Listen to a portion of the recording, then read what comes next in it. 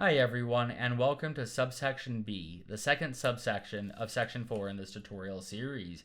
In this section, we will create our island. We will import our water texture over, and don't worry about how it looks now. We will be cleaning that up in subsection C, and we will be creating sound effects for our movement. And don't worry about the tearing, we'll fix that as well. But notice that the sound changes based on what material we're moving on. Sorry, I'm trying to get another rock. Yeah, there's the rock sound.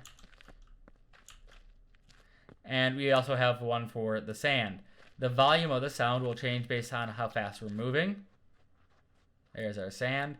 And really kind of fun, we're going to quickly eject, and we are going to, well, minimize from this full screen for just for a moment, then eject, and we can take a look at the ground for a moment. And hopefully I can find one quickly.